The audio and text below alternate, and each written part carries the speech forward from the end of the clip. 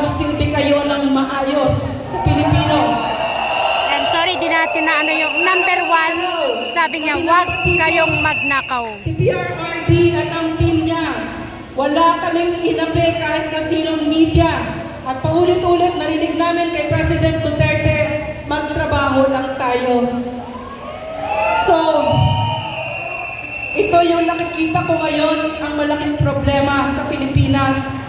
Ang mga nakaupo ngayon, walang kahihiyan sa Pilipino, walang kapasidad mahiya, harapan, garapalan kung magnakaw. At minsan, hindi ko naalala na meron kaming fireworks, pero itong president na ito, ang kanyang first lady, na nagpapalakad ng ating gobyerno, na para bang sila ang may-ari ng Pilipinas, halos araw-araw nagpa-party na may fireworks.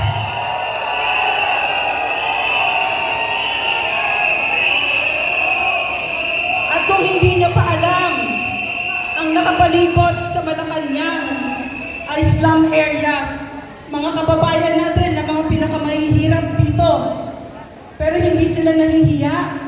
Hindi sila nahihiya na may fashion show sila, na may nagpa-fireworks na milyon ang babayarin nila doon sa fireworks lamang. Dito sa ating mga kababayan na kumakalab ang sikmura, wala silang kahihiyan, walang puso.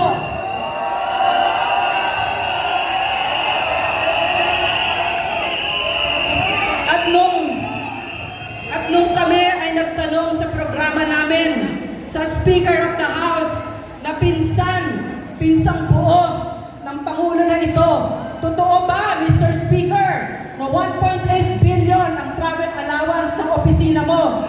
Ano ang ginawa sa amin? We were illegally detained. Tinanggalan kami ng karapatan namin. Sa tanang buhay ko, na walang nakakapagpigil sa akin magsalita ng malaya, dito ko lang naramdaman ang bakal na kamay ng isang abusadong diktador.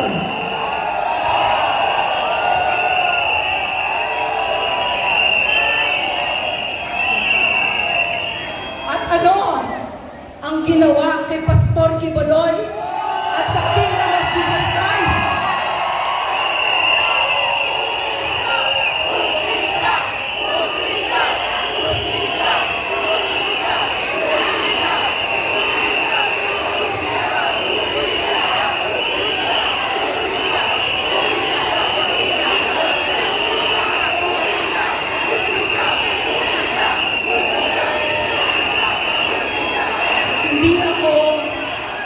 Hindi ako kasapin ng Kingdom of Jesus Christ. Pero humagulgol ako nung nakita ko yung video ng karahasan ng ating gobyerno.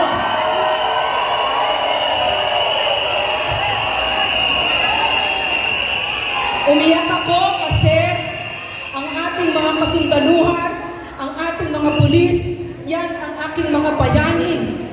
Noong panahon ng dating Pangulo, ang pinaka-trusted, pinaka-pinagkakatiwalaan na ahensya ng gobyerno ay ang ating mga kasundaluhan. At ang pulis, ganun din, for the first time, napakataas ng trust rating ng mga pulis noong panahon ni President Duterte. Pero nakita ko, 2 batalyon na mga sundalo, mga pulis, fully armed to their teeth, matataas na kalibre na mga baril. Nakita ko din, may mga snipers.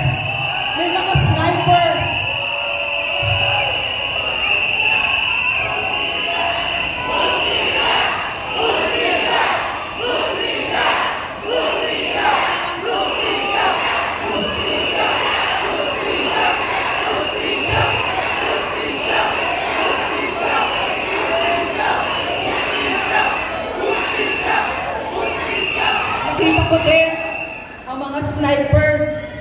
Merong CIDG, may SWAT, may Special Action Force, may mga helicopter. Ano ang kaharap nila? Mga sibilyan, mga inosente, mga misyonaryo, mga church workers na walang kalaban-laban, mga bata.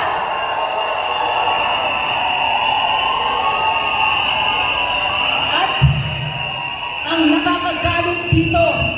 Narinig ko ang press conference ng PNP at binaliktad pa nila ang nangyari.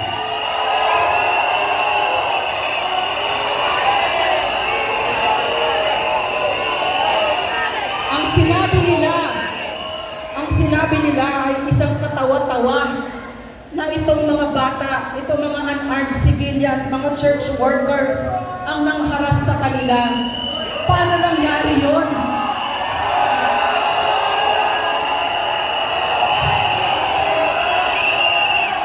So, dito ko natutunan, napakahalaga ng leader. Nung panahon ni Pangulong Duterte, taas noo tayo bilang Pilipino. Pero itong Pangulo na ito, dinadala tayo sa bingit ng gera. Wala siyang pakialam sa atin. Para saan, Mr. Marcos? Para saan, Mr. Marcos? Nasisirain mo ang Pilipinas. Para saan? Ang sabi nila, para sa pera na ninakaw ng pamilya nyo sa Pilipino. Kaya ninyo pinagtataksilan ang Pilipino. So, ang gusto nilang paniwalaan sa atin ay wala tayong laban. Wala tayong kapangyarihan.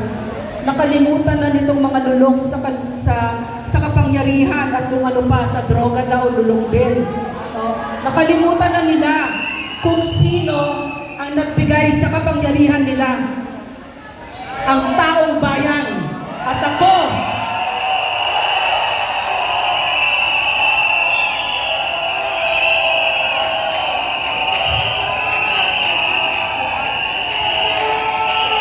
yes. So, at ako nakita ko yon kahit kailan pupusta ako sa Pilipino, tama si PRRD, tama si Pangulong Duterte, hindi kilala ng mga ito kung ano at sino ang Pilipino. So magpakilala tayo!